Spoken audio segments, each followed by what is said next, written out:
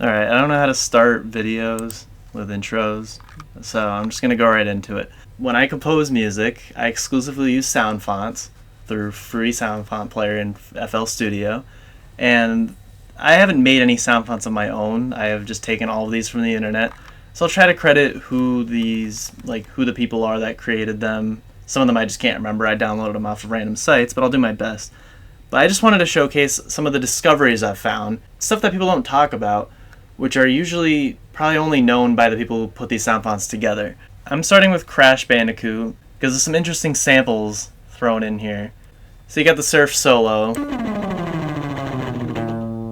So it's just a sound bite, not actually being done in game. There's your minor chord. There's that chord. Oh, Turtlewood.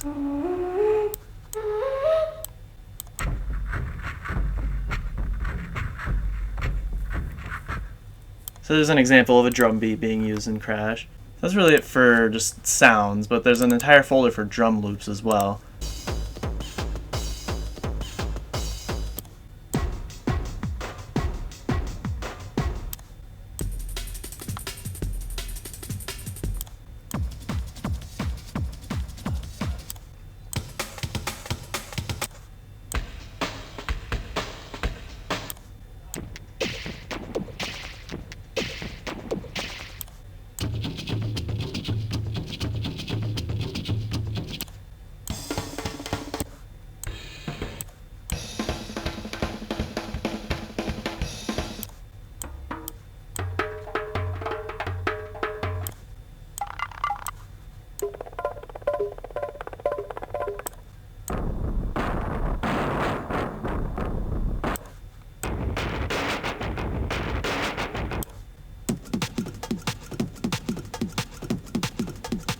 And that's about it, yeah. So a lot of those are most likely used in the bonus rooms and the death roots and that kind of stuff. So now for Jack 2. It's not a sound font for Jack 2, but it's just wave samples.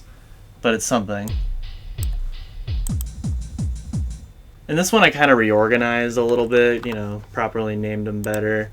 But yeah, this person organized them all by song. So it's kind of easy to just find what I'm looking for. And a lot of like sound effects using Jack 2's music.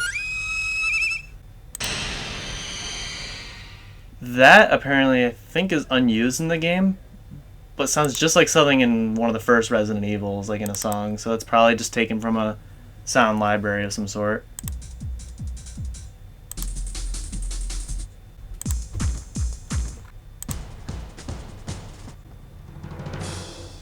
And then they have a whole folder of all the instruments from the boss theme from Jack 1. So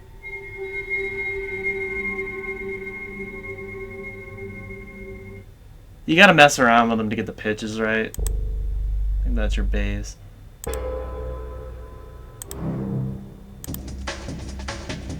Like that gives it away.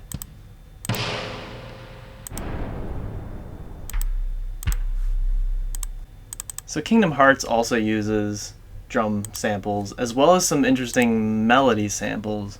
So for Traverse Town we have... So that part plays. You can pitch it down. But if you keep going...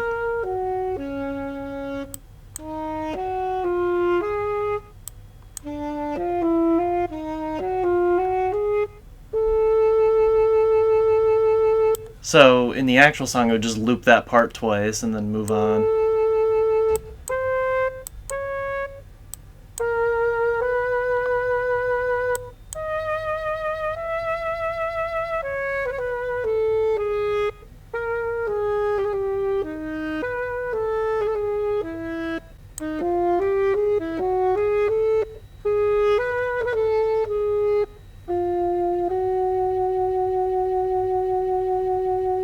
So yeah, it is someone actually playing it, but then just, you know, broken up and placed into a sound font for the game, just to save on memory. So anytime notes and articulations can be reused, they do, but Yoko, you know, kept recordings for each kind of articulation and length, just to make it flow and sound real. But Kingdom Hearts also has some drum samples. I believe Bustin' Up on the Beach has some.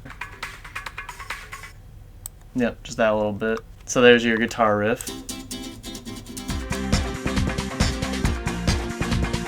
There are a lot of different drum beats and samples thrown in through the Kingdom Hearts 1 sound font.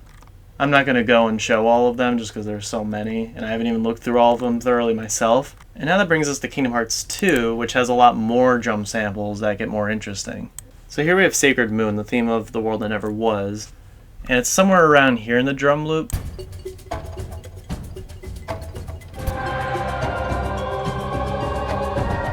I don't know if I have the pitch right, but people in the comments somewhere on an upload for this song noticed that it's the same drum beat used in Halo Reach's menu theme, which I haven't really played much of Halo Reach, but yeah, listening, it's the exact same drum sample.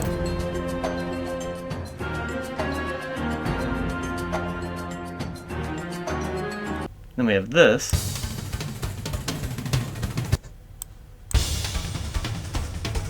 Somewhere around there, there's your battle theme.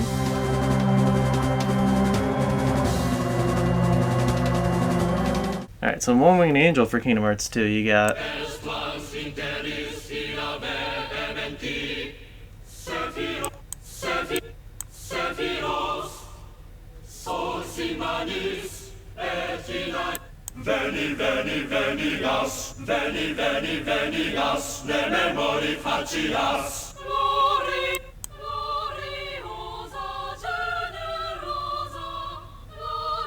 so yeah, that's the whole entire choir for that whole song, just kind of condensed into not too many clips.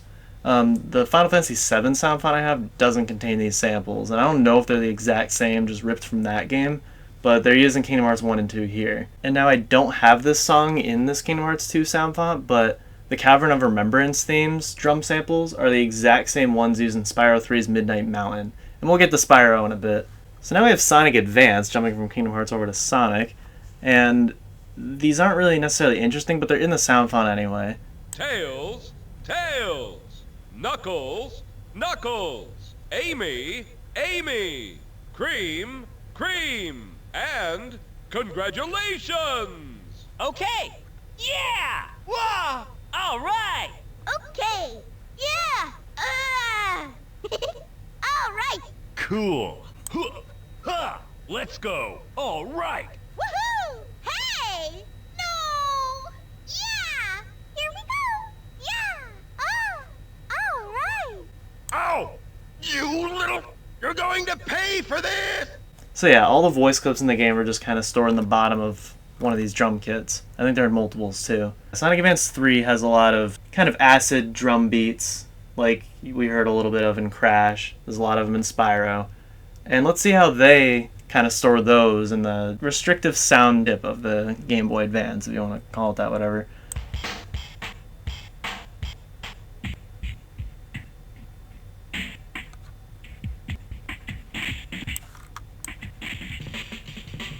So yeah, they're each individually stored, and then it just kind of, goes up or down. So if you just kind of, mess around with it, it can sound good. Especially when you go up here. I mean, there's more rhyme and reason to just, scrolling up and down. That's what I did for Me and My Rhinocular song. I literally just took this and just went up and down.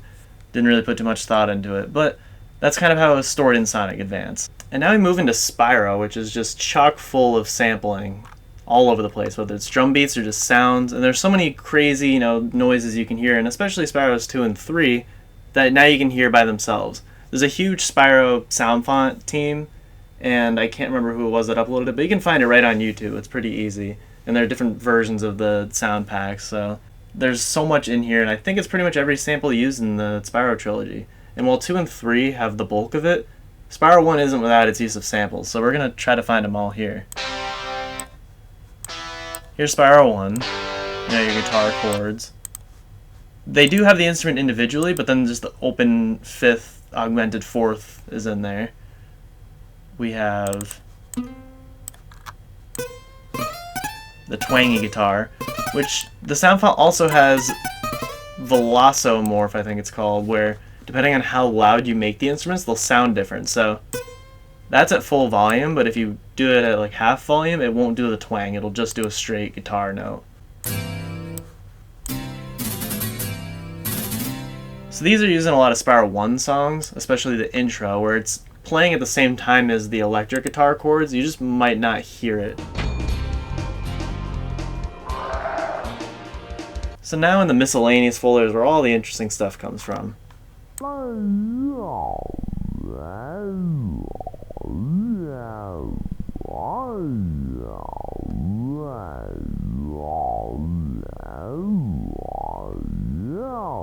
So yeah, that's used in a magma cone. Yeah, it's at that pitch.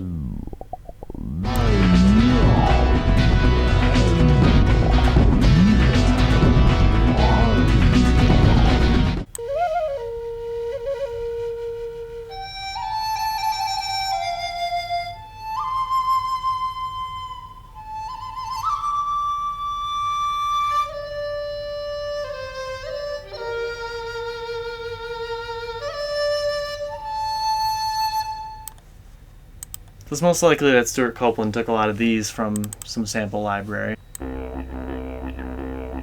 Didgeridoo player, which is probably the exact same sample used in SpongeBob. That's Spyro 1.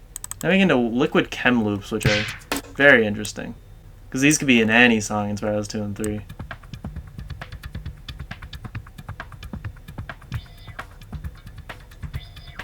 That's Sunrise Spring, a lot of those.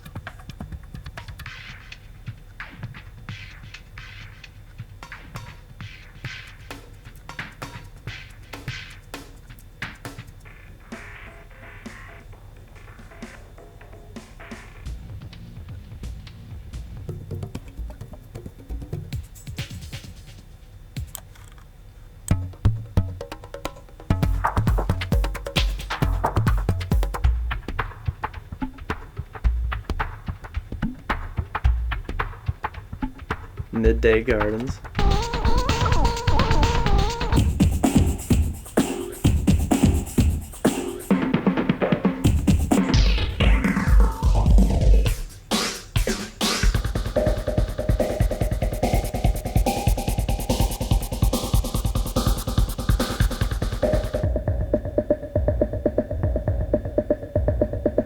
Frozen Altars, I think. Definitely Frozen Altars. Which this is also used in the intro to Sonic Adventure 2 battle, which you can tell how quickly it's thrown together because they're just kind of using samples like this.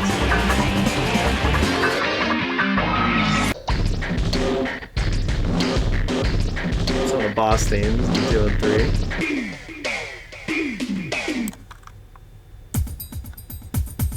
There's your Midnight Mountain, along with Cavern of Remembrance. Even does that.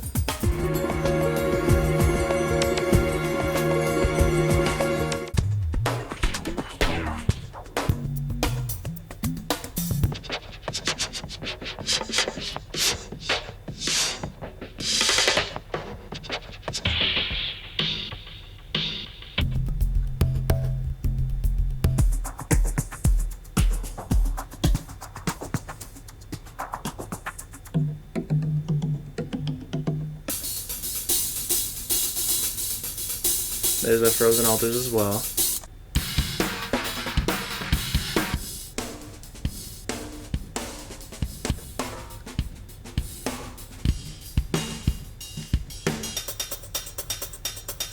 That's Frozen Altars too. I'm getting them all mixed up, there's so many. And that was just one pack. There are a lot.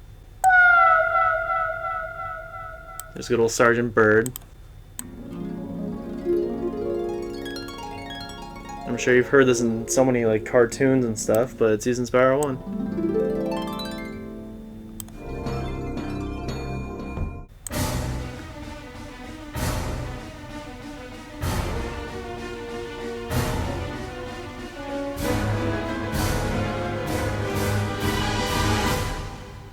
There you go, that's your boss theme from Spyro 2, which people have claimed to have heard in other things. So Stuart did say that he recorded some of these himself from his own orchestra, but then others are from a sound library.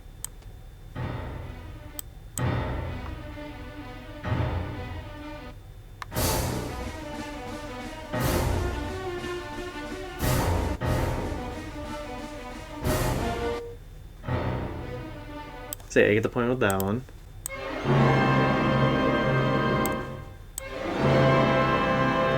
So you can hear there's a minor scale and then a major scale.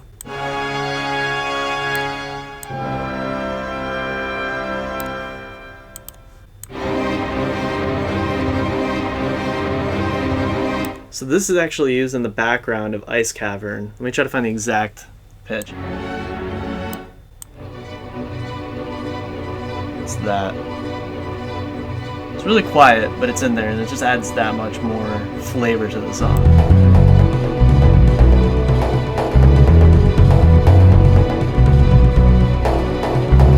If you go up here, in major, I don't know if it's ever used in Spyro, but it's here. As well as diminished. I think it might also be using some of those random Spyro cutscenes as well. Along with another one, the Super Tremolo. This is also used in Ice Cavern. It's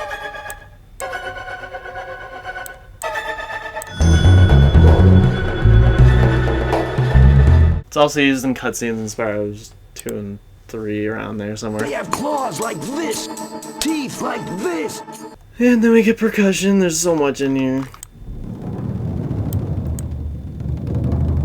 There's Spyro 1. But yeah, most of the drum samples are in here as well. I don't really feel like going through them. And then we get vocals. All of Bentley's stuff.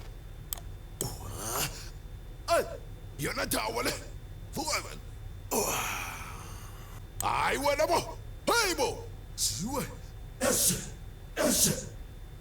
believe this is used in Conquer during the Ooga Booga stuff.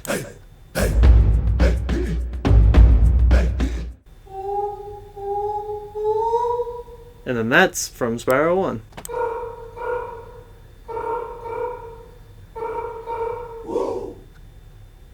That's also Ice Cavern. So it's interesting to see Spyro 1 samples mixed in with the 2 and 3 ones. No, no! So you got your skeleton dance vocals. No, no, no, no, no, no! Yo! Don't stop! No! So Mario uses this for the Koopa Troopas when they're getting hit, or like other kind of grunts in the 64 era. I think that's in Mario 64, but you can hear it most in Mario Tennis whenever they're like, whenever they whiff a shot, I think it's like... It's randomly just taken from this of all things, and this is used in the skeleton dance as well.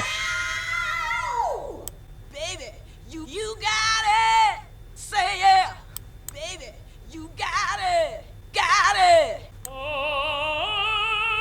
There's some of Ripto's final boss music, vocals.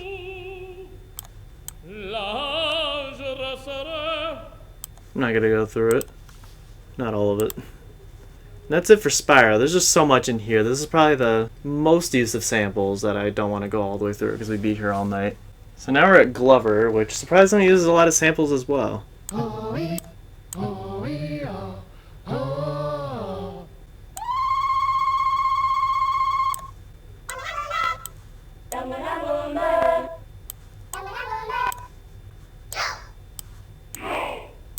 And Glover isn't without its share of drum loops as well.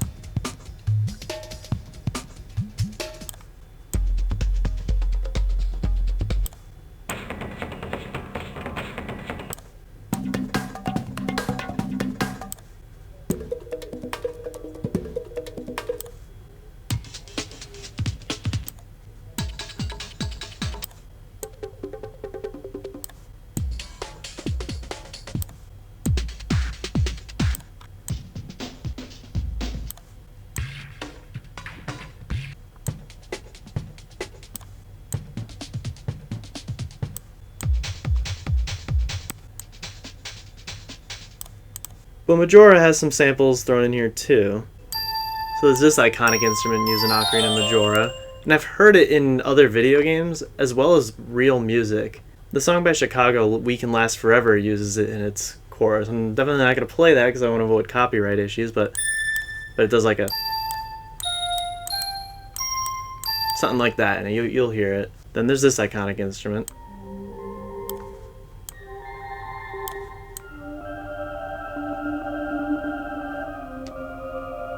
which I forgot to mention is also used in Spyro and Stonehill. You can hear it at the very beginning. And then with Donkey Kong 64, it's very similar to Banjo-Kazooie with the instruments. There are some differences, but mostly it's the same. It just has more monkey noises. But what's more interesting is some of these drums and different sound effects. So if we go to Boombox, we get some of the DK rap stuff.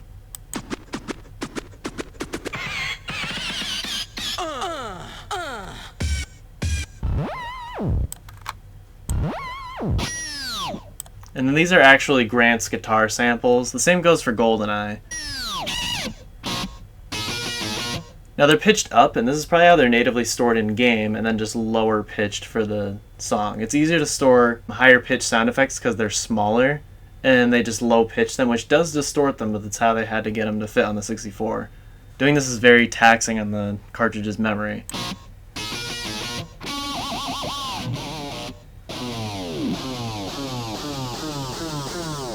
Now we have speech, which is the most interesting. Oh yeah. Here we go. Grapes, melody. Here we go. Here we go. Here we go. Here we go. Walnuts, peanuts, pineapple smells. Grapes, melons, oranges, and coconut shells. Oh yeah. Oh, pardon. Oh, banana. Donkey Kong. So they're finally here, performing for you. If you know the words, put your hands together. If you wanna clap, as we take you through this monkey rap. Huh. So yeah, it's the whole rap just stored in chunks. It's the easiest way for them to fit it onto the cartridge. But one thing I didn't really notice that other people on YouTube have pointed out, I mean, obviously there are two rappers, but I just never noticed that they traded off with like every line, basically. You can really hear who it is. I know it's Chris Sutherland and someone else, and I can't really tell who's who. He's the leader of the bunch. So there's one. You know him well. That's also the same guy. He's finally back to kick some tail. And that's the second guy. And it does that for the whole song. So if you really listen, there is an a cappella version of the rap on YouTube. Yeah, you can hear that it switches off between two guys. Now, I didn't have Goldeneye in the script, but I'm doing it anyway because I do want to show it off. Because it's similar to Grant's stuff in Donkey Kong.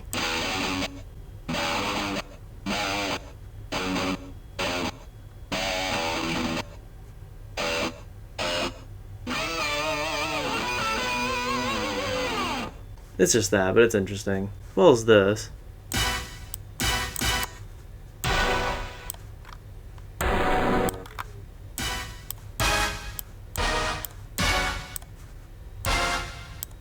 And now Marvel vs. Capcom 1, which I acquired this sound font recently, has some drum beats, not too many. I believe that's for Chun-Li's theme and probably a bunch of others. And that could be for anyone, I'd have to listen to the music. This is in the credits, I love this kind of drum beat stuff. But what's interesting is the Roll's vocals. It's the entirety of her theme's vocals all done in a line, just like Donkey Kong.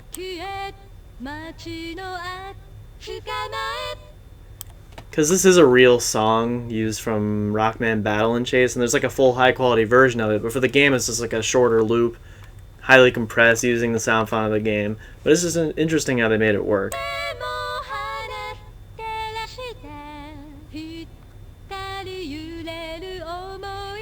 So if you want to make your own remix, just like use the vocals and then put something else in the background.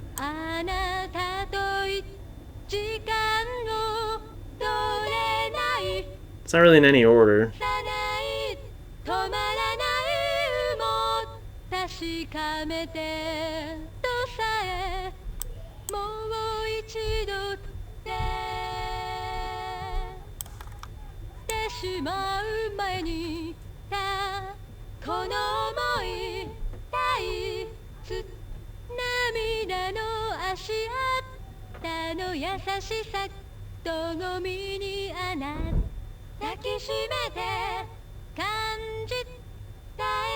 And now we have Earthbound, one of my favorite games, and the Super Nintendo game with the heaviest use of samples out there. Came from here, not Undertale. So this is a sample used from a Rick Ocasek song. Rest in peace, Rick. I don't know exactly what song it is. Don't know what that's from. But a lot of this has been, you know, documented on the internet. People know about it. But it's just interesting to hear them on their own. There's I miss you. and the famous and creepy, you know, screaming actually holds. So this is the beginning of Deidre, which is a Beach Boys song. It's a really good song, and I found it because of this game. I think it's also a Little Rascals thing. And going through any more of this probably is no news to anyone if you've seen all these music origins for Earthbound songs, so I'm just going to stop here. And now we're at Star Fox, which may not seem interesting, but it actually comes from an older version of the Soundfont, which I found this on William Kage's website, where he just has a bunch of people submit SNES sound fonts, and that's like the bulk of my sound fonts. They're so easy to rip, easy to find, so that's where I get them all from. But this one is uploaded by I Teach Vader, who does like those Robotnik remixes, and this is an older version of the sound font because it doesn't include the voice clips on the newer one, which has more instruments, so I kept them both just for this reason. Damage. Damage. It's like someone saying damage, but then you start doing... It's Fox. He's saying damaged. You get... Incoming enemy. It's when like the boss fight comes, it's like... That could be Peppy, but I don't think so. Repaired. Repairing your wing. But... Could be Falco. Twin blaster. That sounds more like Peppy. Wing. That's Peppy. That's Falco. It's also Falco. And that's how it's done. It's literally just the voice clips being used in the game for other things, and then they just pitch them differently, and that's all your characters. Slippy's like... something like that. It's as simple as that. And fun fact, the guy who did the voices for this game, because there's also that full dialogue at the end of the game, same guy from the beginning of Super Metroid. I think he worked for Nintendo of America, or at least was some sort of translator, so they just used him. Lastly, we have Final Fantasy VII. And I just want to talk about Kate's Sith theme for a little bit, because it sounds a little similar to the Seinfeld pops, which I also have. Hey, here's all the pops from Seinfeld. And yes, there is a sound font for Seinfeld, because the composer wrote the theme song and performed it on a Korg M1 synth, which I'm pretty sure was used for Final Fantasy VII. So this is how I want to end the video, kind of leaving it open for discussion in terms of where sound fonts come from. People don't just make them up out of nowhere, like video game composers. Some of them do, like a lot of Rareware stuff. They use real guitar samples that they recorded. Stuart Copeland has his orchestra. But as you saw, there are a lot of overlaps between games using the same samples, and that's because they're all just taken from sound libraries, like the Fire Temple, Chant, and Ocarina. It's also used in Daytona, or Cruisin' USA, one of the Cruisin' games. So there's this whole overlap and like merging. You get Halo Reach and Kingdom Hearts using the same samples, that kind of thing. They all come from some sort of sound library or synthesizer. And some game composers have talked about what synths they've used for certain games, like Sin and Punishment uses the Roland SC88 synth, which is also used by some Final Fantasy games, Mother 3, and just so many more games. That's why it's nice to look into where these sound fonts came from and trace them back to the actual synthesizers used to make them. Several synths can be used just to make one game, like Final Fantasy VII. So it just opens up a huge rabbit hole, especially when you have Nintendo, whose composers usually don't talk about this kind of stuff. It's interesting to find out where they come from, get these sound sources, and that kind of thing. So that's what's just really interesting about these sound fonts. And one day I want to own some of these synths that were used to make the games, to have the full quality versions of these instruments, which is kind of what people have been doing with the Donkey Kong Country restoration, probably what was used for some of the Mother 3 uploads. And like even with Josh Mansell's Crash and Jack music, did those come from sound libraries? The drum samples do sound similar to other things. So it just is crazy to like dive into. So that's kind of what I wanted to do with this whole video, leave it off with. Yeah, so that's about it.